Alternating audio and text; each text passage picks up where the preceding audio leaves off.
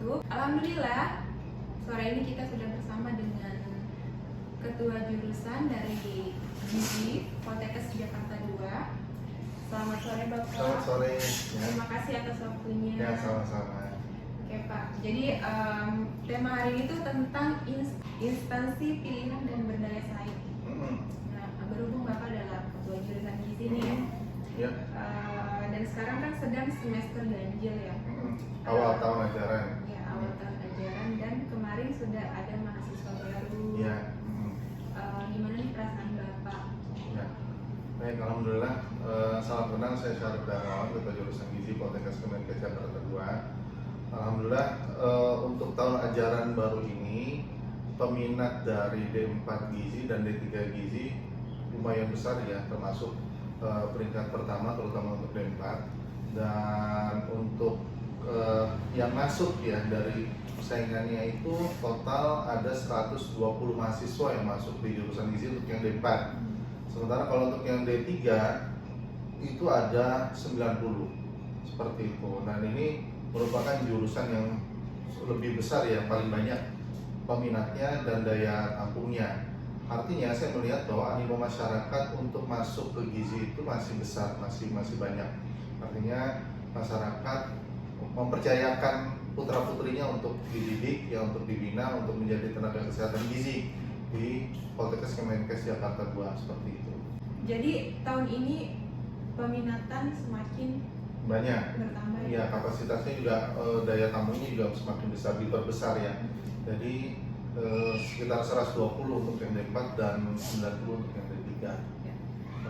Terkait hal itu ya Pak, apa strategi utama yang dilakukan oleh jurusan ini agar tetap menjadi pilihan masyarakat di tengah persaingan antar institusi pendidikan? Kenapa harus gizi dan Ya. kenapa harus Poltekkes Jakarta 2? Ya, baik.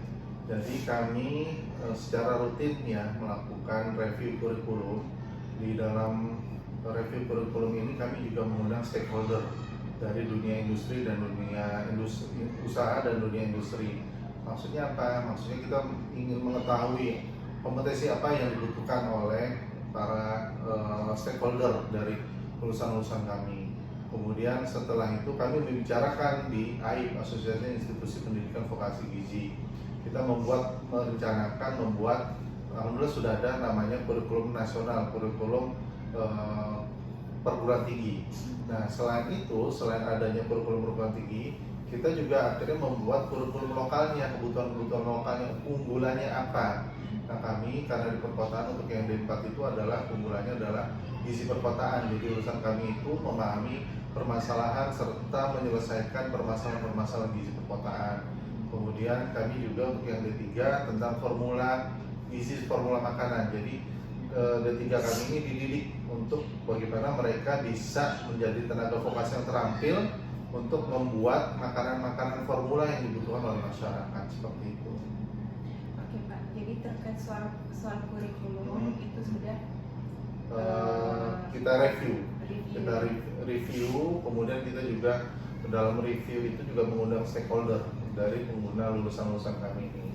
Jadi bisa dibilang bahwa kebutuhan kurikulum sekarang itu sudah sesuai dengan kebutuhan zaman sekarang. Betul. Jadi bukan kurikulum yang lama yang tidak pernah direview, enggak.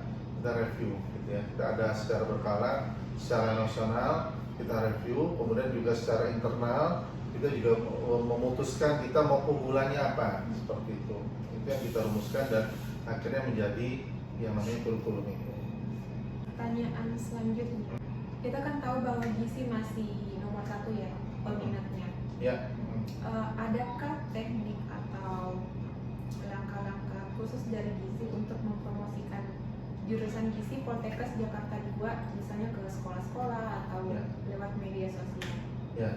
Baik, jadi kalau untuk promosi kita tersentral ya di rektorat ya.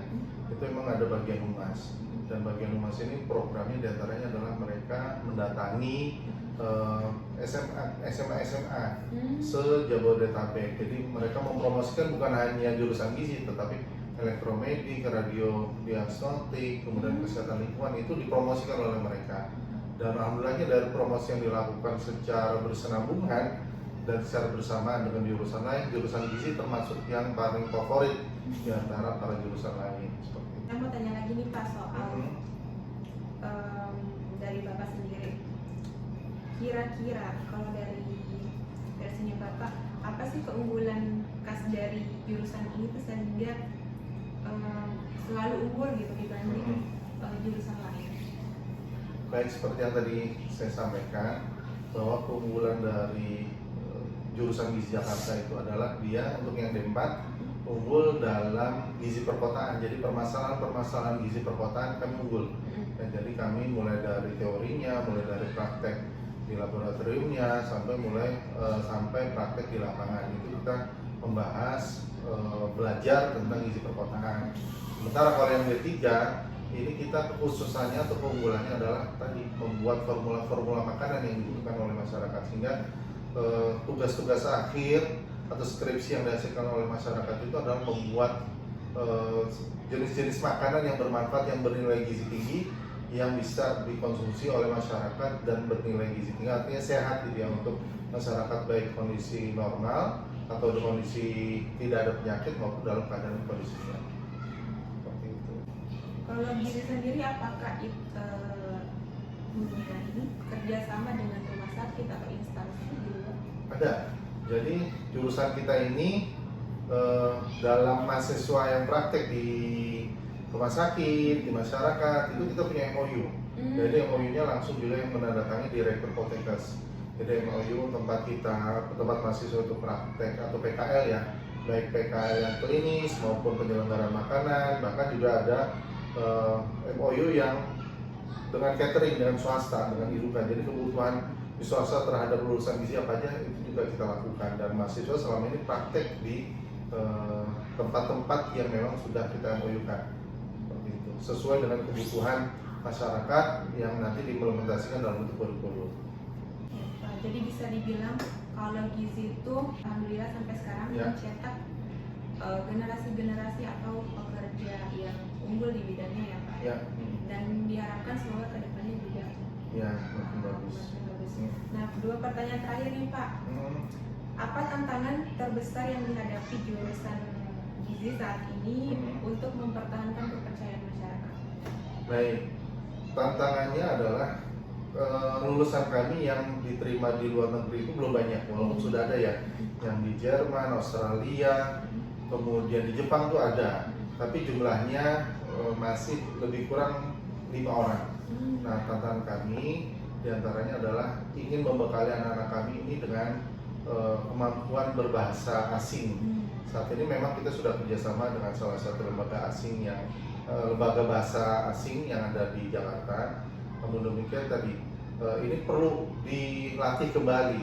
Kita sudah membekali, tapi kita berharap mahasiswa itu mengupgrade diri ya, menambah lagi kemampuannya dengan latihan bahasa atau tadi berkomunikasi secara aktif dengan bahasa asing. Kalau bisa juga bukan hanya bahasa Inggris, misalnya Jepang, gitu, Jerman dan sebagainya. Karena memang lulusan kami ini masih belum banyak yang diterima di asing. Nah, artinya dengan kita bisa going standar nasional, artinya kepercayaan masyarakat itu kan semakin tumbuh. Saat ini untuk serapan yang ada di nasional itu sudah baik, tetapi untuk internasional itu perlu kita tingkatkan kembali seperti itu. Sebenarnya udah mungkin disebutin ya terkait bahasa Inggris dan harapannya, tapi sekali lagi deh, apa harapan Bapak untuk tenaga pengajar yang ada di Poltekkes, Bapak secara general nih untuk gizi? Ya, baik. Jadi program yang sudah kami lakukan ini adalah memberikan tes TOEFL dan pelatihan untuk para dosen-dosen dan guru dan para dosen.